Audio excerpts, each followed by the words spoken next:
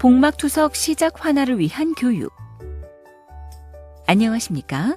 본 영상물은 복막투석을 시작하는 환화의 보호자분들께 투석액 교환 과정과 주의사항 등에 대해 설명드리기 위해 제작되었습니다. 이어지는 내용을 숙지하셔서 안전하고 편안한 복막투석이 이루어질 수 있도록 협조해 주시기 바랍니다. 준비물 및 준비 과정. 준비물. 투석액 교환을 위해 준비해야 할 물품은 투석액과 새 소독캡, 마스크, 저울, 그리고 투석액 스탠드와 고정대 등이 있습니다. 준비 과정. 가온기를 이용하여 투석액을 채운 정도로 데웁니다. 투석액의 농도와 양, 유효기간, 새지 않는지 여부 등을 확인합니다. 마스크를 착용하고 흐르는 물에 비누를 사용하여 1분 이상 손을 씻습니다. 박스터의 피지오닐 투석액은 초록색 속마개를 앞뒤로 꺾어 부러뜨려 윗칸과 아래칸의 용액이 잘 섞이게 해줍니다. FMC의 밸런스 투석액은 터뜨려서 양쪽의 용액을 잘 섞이게 해줍니다. 투석액은 위쪽에 걸고 배액백은 배액 걸대에 걸어주세요. 투석액 교환 과정. 투석액 교환 과정은 연결, 배액, 세척, 주입, 마무리 5단계로 구성됩니다. 연결. 투석액 배액선의 흰색 클램프와 주입선의 파란색 클램프는 모두 잠궈줍니다. 환화 연결선을 꺼내 미니캡과 조절기가 잠겨 있는지, 새는 곳은 없는지 확인합니다. 투석액 백의 고무링을 제거하고 환화 몸쪽 연결관의 미니캡을 제거한 후 무균적으로 연결합니다. 배액. 박스터는 배액선의 흰색 클램프와 몸쪽 연결관의 조절기를 열어 배액을 시작합니다. FMC는 투석액 다이얼이 1번인지 확인 후 몸쪽 연결관의 클립을 열어 배액합니다. 배액은 평균 10분에서 15분 정도 걸립니다. 배액이 완료되면 몸쪽 연결관의 조절기를 잠굽니다. 세척. 박스터는 초록색 속마개를 꺾어 부러뜨린 후 파란색 클램프를 열어 5초간 세척한 후에 배액선의 흰색 클램프를 잠굽니다. FMC는 투석액 다이얼을 2번으로 돌려 5초간 세척 후 다이얼을 3번으로 돌려줍니다. 주입. 몸쪽 연결관의 조절기를 열면 투석액 주입이 시작됩니다. 주입이 끝나면 몸쪽 연결관의 조절기를 닫습니다. 마무리. 박스터는 투석액 주입이 끝나면 몸쪽 연결관의 조절기를 돌려 잠그고 파란색 클램프도 잠급니다. FMC는 주입이 끝나면 몸쪽 연결관의 조절기를 잠그고 투석액 다이얼을 4번으로 돌려줍니다. 새 미니캡을 개봉하고 투석액 연결선과 몸쪽 연결관을 분리한 후 새 미니캡으로 돌려 잠급니다. 몸쪽 연결관은 환화의 몸에 잘 고정시킵니다. 투석액 교환 후 처리. 투석액 교환 후에는 배액된 용액이 맑고 투명한지 확인하고 배액량을 저울로 잰 후 수첩에 기록합니다. 그리고 배액된 투석액은 주머니 끝을 가위로 자른 다음 변기에 버립니다. 투석액 교환과 감염 예방. 교환 환경. 감염을 예방하기 위해서는 청결하고 환기가 잘 되는 교환 환경이 중요합니다. 여러 사람이 이용하는 화장실, 담배 연기가 많은 휴게실 등에서는 투석액을 교환하지 않는 것이 좋습니다. 가정에서는 방에 여유가 있다면 별도의 교환실을 마련하는 것이 좋으며 학교에서는 보건실을 이용하십시오. 감염의 원인이 될 수 있으므로 집안에서 애완동물을 키우지 마시고 화초 또한 집안에 들여놓지 않는 것이 좋습니다. 투석액을 교환하는 방은 매일 청소해야 합니다. 물걸레로 먼지를 닦아내고 창틀과 벽면에는 묵은 먼지가 쌓이지 않도록 합니다.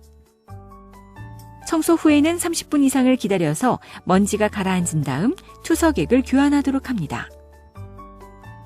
투석액을 교환하는 동안 먼지나 바람이 일어나지 않도록 교환 10분 전에는 창문을 닫고 부채나 선풍기, 에어컨, 공기청정기 등 바람을 일으키는 도구나 기기를 사용하지 않으며 커튼을 젖히거나 이불을 개는 행위, 옷을 벗고 입는 행위 등을 삼가도록 합니다. 교환 전 마스크 착용과 손 씻기. 코와 입에 상주하는 균들이 복강 안으로 들어가는 것을 예방하기 위해 마스크를 착용합니다. 투석의 교환에 앞서 흐르는 물과 비누로 1분 이상 꼼꼼히 손을 씻은 다음 깨끗한 마른 수건으로 손을 닦습니다. 이때 여러 사람이 함께 사용하는 수건이나 젖은 수건은 균이 다시 손으로 옮겨올 수 있으므로 사용하지 않도록 합니다. 투석의 교환이 끝날 때까지 깨끗한 손을 유지해야 하므로 머리나 발 등을 만지거나 가려운 데를 긁는 행위, 호주머니에 손을 넣는 행위 등을 삼갑니다. 교환 후 투석액 관찰. 투석액 교환이 끝나면 배액된 투석액의 색깔과 무게를 확인하고 이상이 있을 경우 복막투석실에 연락합니다. 출구 관리와 감염 예방. 출구 염증을 예방하기 위해 다음 사항에 주의합니다. 염증 예방.